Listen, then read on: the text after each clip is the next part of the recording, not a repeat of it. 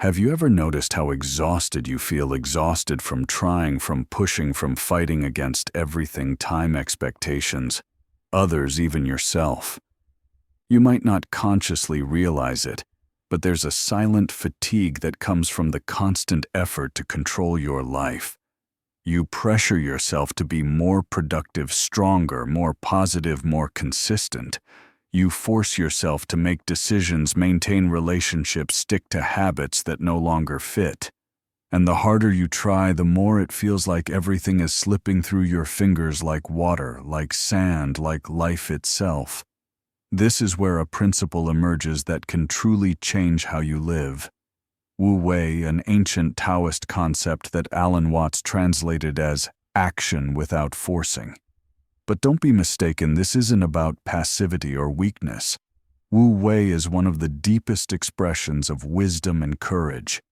It's the ability to act in harmony with the natural flow of things, to move with life rather than against it. Think of it like a dancer who doesn't wrestle with the music but feels the rhythm and lets it guide them. Or a surfer who doesn't try to conquer the ocean but learns to ride its waves. Now pause and ask yourself, how many times a day do you force things that aren't ready?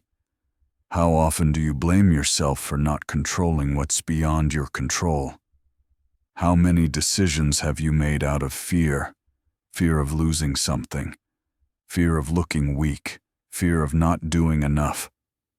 The truth is, we've been trained to live against the current of life. From childhood, we're taught that success comes from effort, persistence, perseverance, even when everything in us wants to stop. So we grow into anxious, insecure adults disconnected from our own lives because we were never taught the art of letting go, observing, and trusting. Wu Wei isn't about doing nothing. It's about acting with awareness, with ease, with respect for the timing of things. It's no longer being the exhausted rower fighting the current, but becoming the wise sailor who adjusts the sails and navigates with the wind. Alan Watts said that when you stop forcing life, something magical happens. The right door opens, the right path appears, the right answer emerges. Not because you found them through effort, but because you finally created the space for them to show up. And maybe if you're here listening to this, it's because you're tired of realizing that forcing doesn't work. Deep down, you felt the need for a different way to live, one that's quieter, more authentic, more truly yours. In the next few minutes, you'll understand why Wu Wei isn't just a beautiful philosophy. It's a key, a practice, a shift in perspective that can bring your life back to what you've always sought while trying to control everything: peace. Not shallow self-help cliches, but real guidance, rooted in alignment with nature, with who you are, with what life has been trying to show you for so long. So take a deep breath, relax your body and be present, because your journey is about to begin. To grasp the true essence of Wu Wei, we need to go beyond poetic words. We must dive deep into its origins, Taoism and Zen. And here's my invitation to you: forget the way you usually approach philosophy, as if it's just a set of ideas to memorize. Taoism and Zen aren't concepts you can understand with your mind. They're realities you feel with your body, your spirit, the very life flowing through you. The word Tao literally means the way or the path, but it's not a theory or a rule book. The Tao is a description of the invisible flow that moves everything: the growth of trees, the dance of seasons, birth and death, joy and sorrow, all following a natural intelligence beyond our comprehension. Lao Tzu, the first master to articulate the Tao, said, "The Tao that can be spoken of is not the true Tao." Why? Because the moment we try to describe life with words, life has already moved beyond them. The Tao is like the wind: you can feel it, let it carry you, but you can never box it up. Zen emerges from this same realization. When Buddhism met Taoism in ancient China, it birthed an even more radical tradition, Zen. Zen doesn't try to explain reality. It seeks to dismantle everything that stops you from experiencing it directly. In Zen, there are no doctrines to memorize or beliefs to adopt, just the practice of being present, fully present in each breath, each step, each gesture. Both Taoism and Zen quietly scream the same uncomfortable truth to the human ego: you're not in control. You never were. And it's your very effort to control life that disconnects you from it. What they offer isn't escape but reconciliation with reality, a return to the state of trust you had as a child when you knew how to play without fear, fall without shame, try without the desperate need to succeed. But this is where many get lost. These ancient teachings come from cultures so different from ours that they seem distant, almost unattainable to a Western mind shaped by reason, logic, and an obsession with results. And this is exactly where a pivotal figure comes in: someone who dedicated his life to bridging these two worlds, Alan Watts. In the next chapter of this journey, we'll explore who Alan Watts was and how he brought these invisible wisdoms to us, showing that Taoism and Zen aren't exotic luxuries, but urgent necessities for anyone wanting to truly live in this fragmented world. Get ready to meet the man who opened a door from east to west and might just open a new door within you. If this resonates, hit that subscribe button and join the channel. Thank you for your support. Imagine a time when concepts like the Tao Zen Wu Wei and meditation were seen by the West as foreign, as if they were just exotic curiosities from far-off cultures, inaccessible and almost irrelevant to modern life.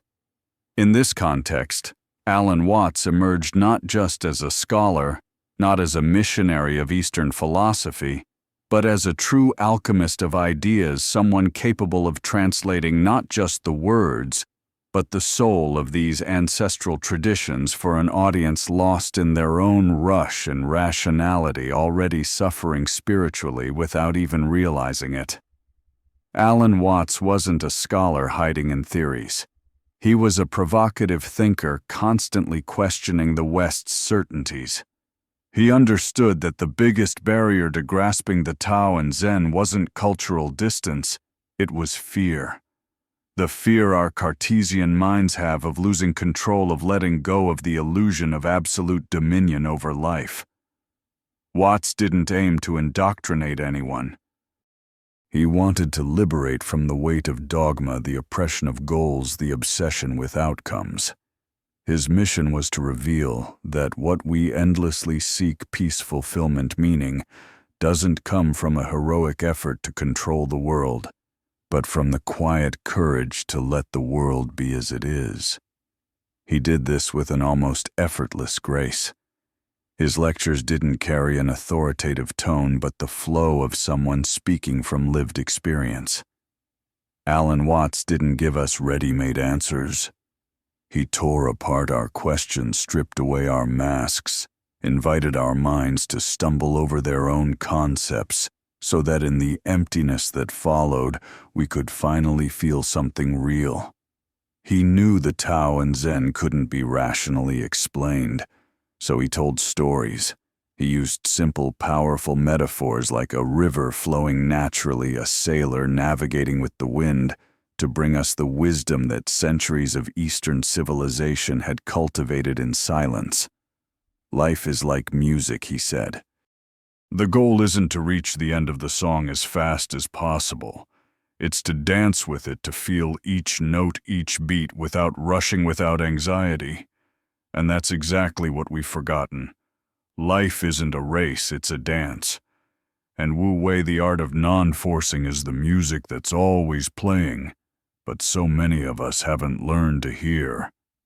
Alan Watts challenged an entire generation to rethink their deepest beliefs about what a good life means. He knew that if we keep trying to win at life, we're doomed to fail. His voice still echoes today because he didn't just talk about ancient philosophies. He spoke to the invisible wounds we all carry: modern loneliness, existential anxiety, the disconnection from the present. But Watts also knew that intellectual understanding alone isn't enough. Knowing about Wu Wei is useless if you keep rowing against the current in practice. And that's exactly what we'll explore next: how the metaphor of the river, central to Alan Watts's thought, reveals the root of our suffering and at the same time the path to true freedom.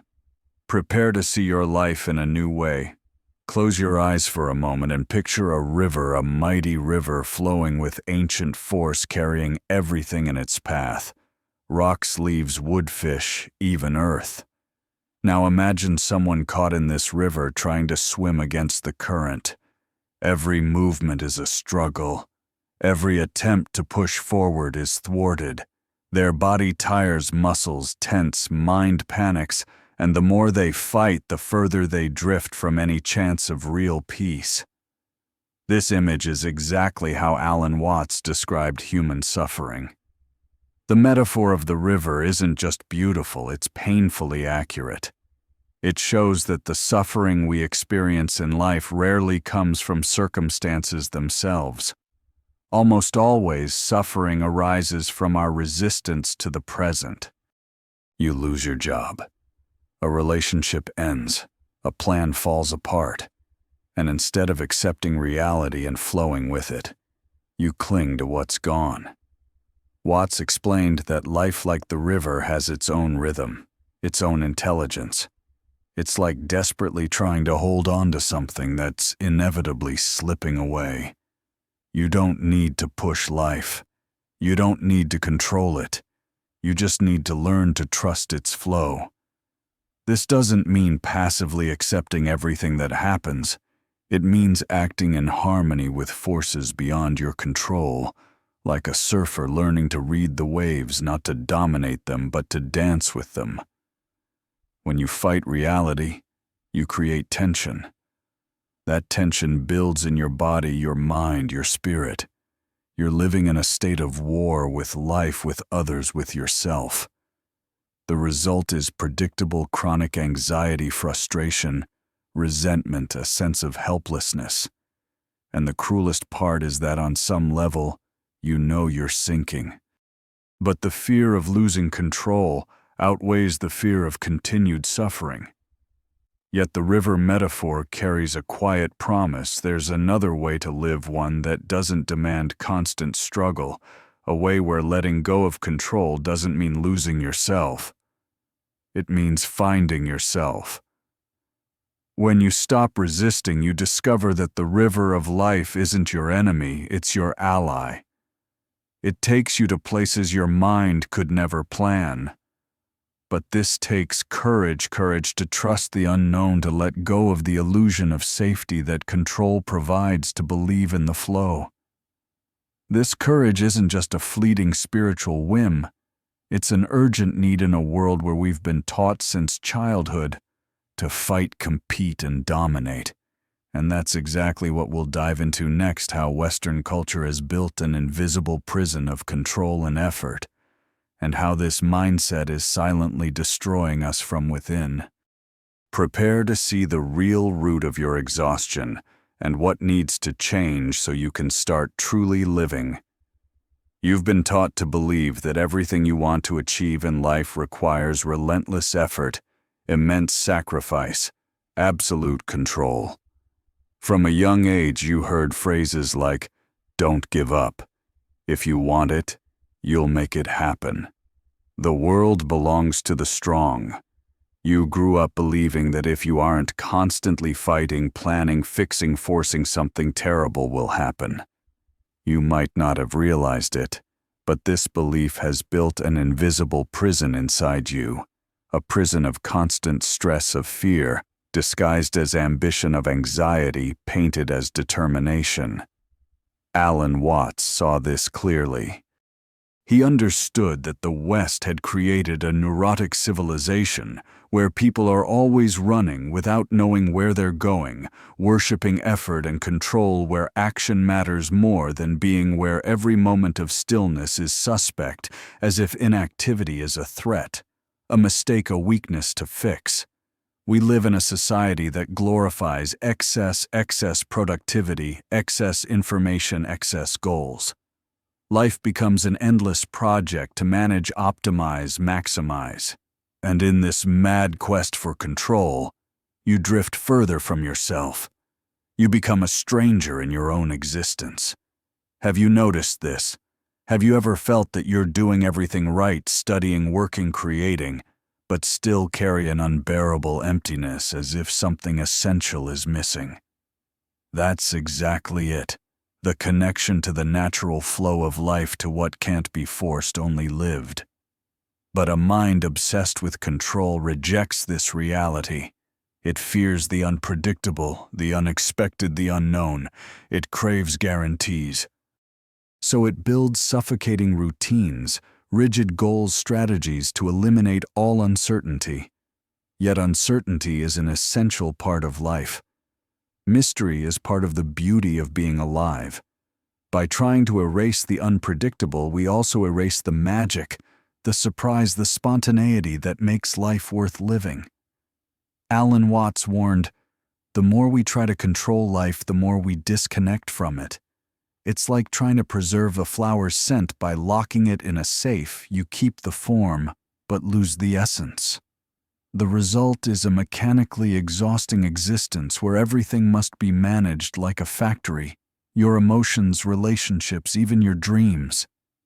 But there's a way out, a way to break these invisible chains, a way to return to a lighter life, not by abandoning responsibility, but by freeing yourself from the unnecessary burden of illusory control." That's exactly what we'll explore next, how to practically apply the principle of Wu Wei in a modern world that demands haste but deep down craves presence.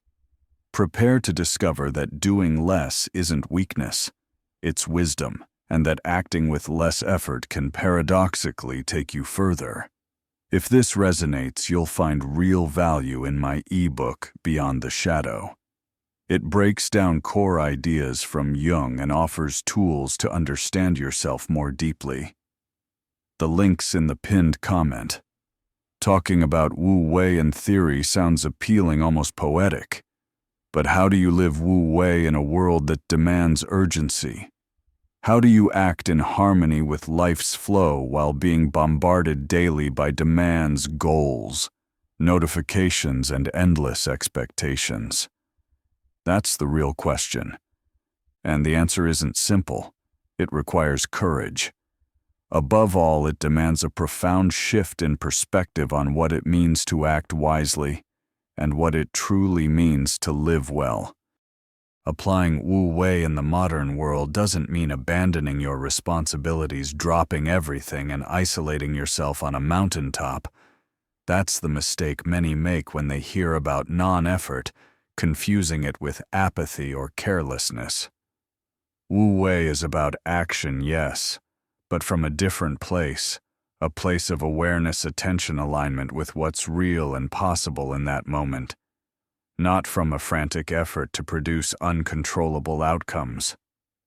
In practice, Wu Wei starts with a humble gesture, recognizing that you don't rule the universe, that there are forces greater than you at work, and that your real power lies not in resisting them, but in learning to listen to them, feel them, dance with them. This requires slowing down, breathing, observing before reacting, pausing to act on the impulse of fear of falling behind, and starting to act in alignment with what truly matters. In daily life, Wu Wei is choosing quality over quantity, depth over haste. It's knowing that sometimes the best action is to pause. It's the courage to say no to activities, commitments, obligations that only exist to feed an ego starving for validation. It's silencing the external noise to hear the inner whisper that's always been there guiding you, but you've never had the time or courage to listen to. Wu Wei also shows up in trusting life's natural cycles. There are moments to act and moments to wait, moments to bloom and moments to retreat. But our culture obsessed with constant growth makes us believe stopping is failure. Alan Watts reminds us that even winter plays an essential role in nature's cycle, and sometimes the greatest progress you can make is simply allowing yourself to be where you are without rushing to the next chapter. So practicing Wu Wei in the modern world is a conscious act of rebellion, swimming against the collective current of anxiety, not to outpace others, but to not lose yourself. It's reversing the scarcity logic that says you're never enough, never have enough time, never do enough, and reconnecting with the logic of natural abundance, that your mere existence is already complete. But living this way requires vigilance, because the old programming of control, haste, and excess will try to pull you back at every turn. It'll whisper that you're falling behind, that you need to do more, achieve more, prove more, and in those moments, you'll have the real opportunity to choose repeat the pattern of resistance or trust the flow of the Tao. This core choice is the beginning of a radical transformation, and that transformation is exactly what we'll explore next, the moment you finally stop forcing and everything in your life begins to shift. Prepare to understand the quiet power of conscious surrender, the point where paradoxically you become truly free. There's a moment in life when you face a fundamental choice. Either you keep forcing, fighting, insisting on swimming against the current until your body and soul are exhausted, or you finally decide to let go, understanding that life isn't a battle to win, but a mystery to live. Alan Watts said the paradox of real transformation is that it happens not when you force change, but when you stop resisting what's trying to emerge within you. When you stop forcing, you create space for life to surprise you, for new opportunities to arise, opportunities you could never have planned. Space to reconnect with your intuition, your body, the quiet flow of the Tao that's always guided you, even in moments when everything seemed lost. True freedom isn't doing whatever you want whenever you want. True freedom is a deep connection to life, so deep that your actions become a natural extension of what reality demands. It's acting without worry, creating without pressure, loving without fear.